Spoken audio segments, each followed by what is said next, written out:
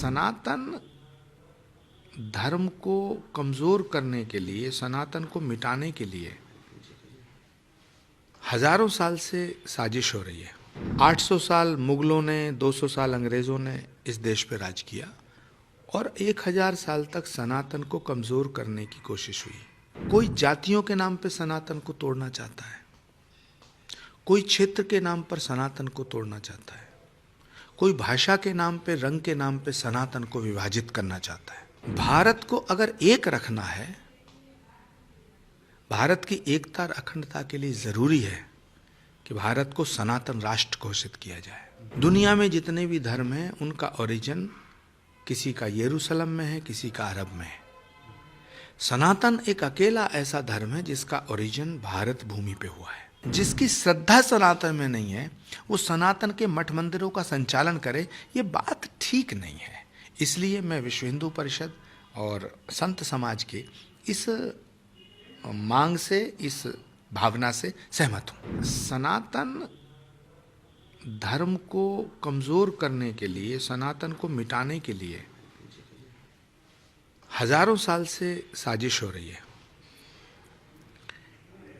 800 साल मुगलों ने, 200 साल अंग्रेजों ने इस देश पे राज किया और 1000 साल तक सनातन को कमजोर करने की कोशिश हुई। कोई जातियों के नाम पे सनातन को तोड़ना चाहता है, कोई क्षेत्र के नाम पर सनातन को तोड़ना चाहता है, कोई भाषा के नाम पे, रंग के नाम पे सनातन को विभाजित करना चाहता है। भारत की जो विभाजन की विभीषिका है, भारत एक बार विभाजित हो चुका है धर्म के नाम पर 1947 में। तो उस विभाजन की विभीषिका का जो जख्म है वो भारत की आत्मा पे अभी तक है। भारत को अगर एक रखना है, भारत की एकता और अखंडता के लिए जरूरी है कि भारत को सनातन राष्ट्र घोषित किया जाए।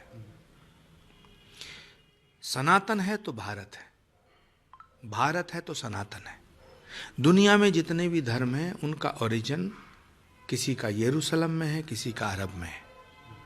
सनातन एक अकेला ऐसा धर्म है जिसका ओरिजिन भारत भूमि पे हुआ है। तो सनातन से भारत को और भारत को सनातन से अलग करके नहीं देखा जा सकता है।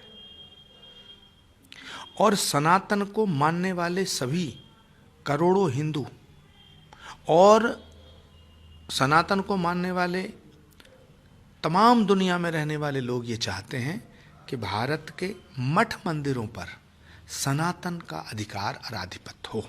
सनातन को मानने वाले संत महात्माओं के निर्देशन में, मार्गदर्शन में उनका संचालन हो, ताकि फिर कभी तिरुपति बालाजी जैसी घटना ना घटे।